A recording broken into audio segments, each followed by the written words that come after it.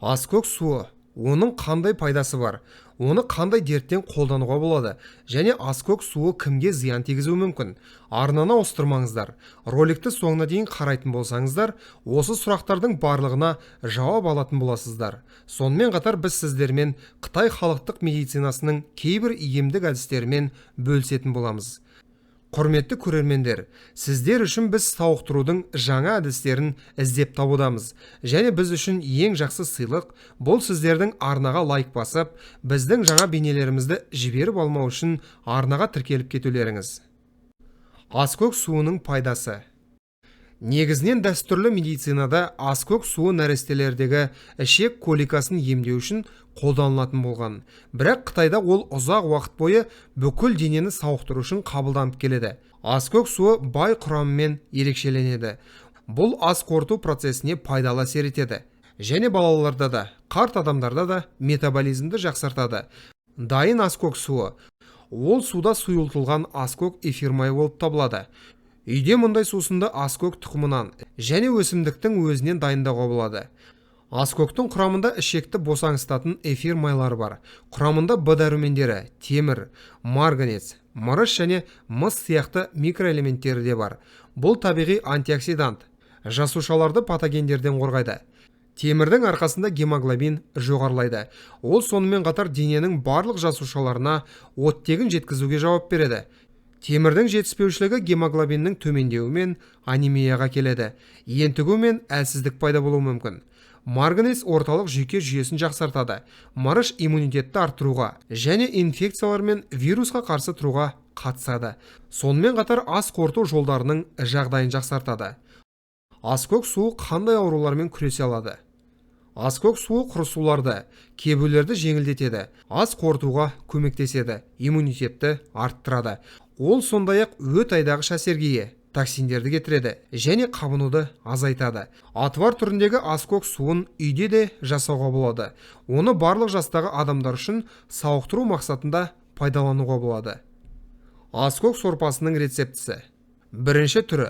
1 шай қасық аскөк тұқымын 200 мл ыстық сумен құйыңыз және 1 сағат қайнату үшін қалдырыңыз. Екінші түрі. 2 ас қасық туралған аскөк жасылына 1 стакан су қосыңыз. Оны 5-6 сағатқа қалдырыңыз. Содан кейін сүзіп тұтынуға болады. Бірінші. Іш қатудан, коликтен және метеоризмнен.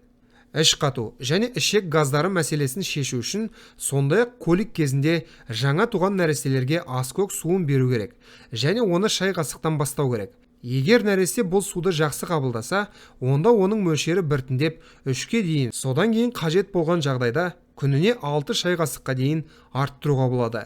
Ал қабылдау ұзақтығы баланың және оның ішектерінің жағдайына байланысты болады. Олар негізінен аскөк суын ішуден бас тартады, өйткені оның ащы дәмі бар. Сондықтан қоспаға немесе сүтке аскөк суын қосуға болады. Ал ересек адамдар сол проблемаларды жеңу үшін таңертең тамақтанудан 30 минут бұрын 4-тен 1 стаканнан аскөк суын ішу керек. Аскөк суы жұмсақ әсер етеді, сондықтан әсері 2-3 күнде байқалады. Екінші. Қуық үшін. Аскөк суы ас қорытуды жеңілдетеді және тәбетті жақсартады. Аскөктің қабынуға қарсы қасиеттері қуықтың қабыну белгілерін жеңілдетеді. Мұны істеу үшін 1 ас қасық аскөк тұқымын алыңыз. Оны 1 стакан қайнаған суға қосыңыз. 3 сағатқа қалдырыңыз.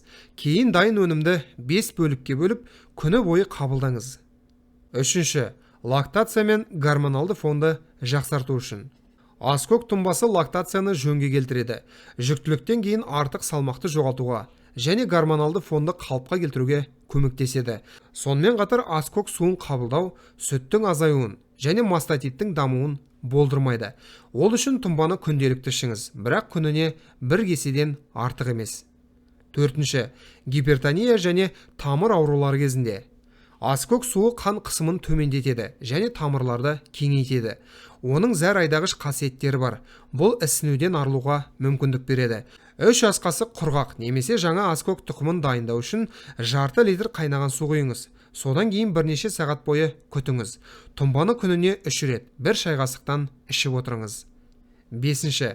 Маусымдық тұмау және ұзаққа созылған жөтел кезінде. Егер сіз жарты стакан аскөк суына бір шай қасық бал қоссаңыз, сіз тұмауға қарсы керемет өнім аласыз. Сусынның құрамына кіретін қосылыстар дененің патогендерге қарсылығын арттырады. Мұндай құралды суық тиюге және вирустық аурулар кезінде алдын алуға қабылдауға болады.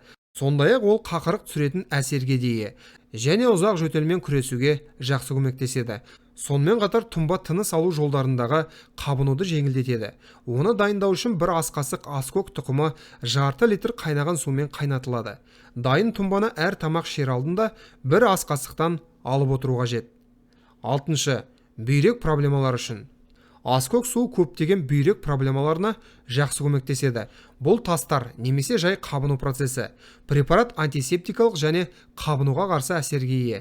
Сондықтан пиелонефрит кезінде қосымша терапия ретінде тиімді болып келеді. Тас ауруының алғашқы кезеңдерінде аскөк суы құмның кетуіне ықпал етеді.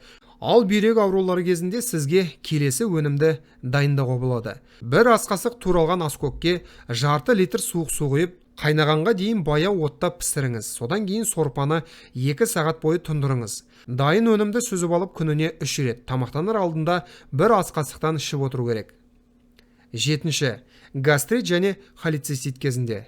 Аскөк суы ағзаны дәрумендер мен минералдарға толтырады. Олардың әсерінен қабынған шырышты қабықтың емделуі жақсарады. Сондықтан мұндай сусын шынымен баға жетпес болып келеді. Сорпаны уақытылы қабылдау асқазан жарасы сияқты асқынудың алдын алуға көмектеседі. Сусын сонымен қатар ас қорытуды жақсартуға мүмкіндік беретін өт айдағыш әсерге ие. Өттің тоқырауына және өт жолдарында тастардың пайда болуына жол бермейді.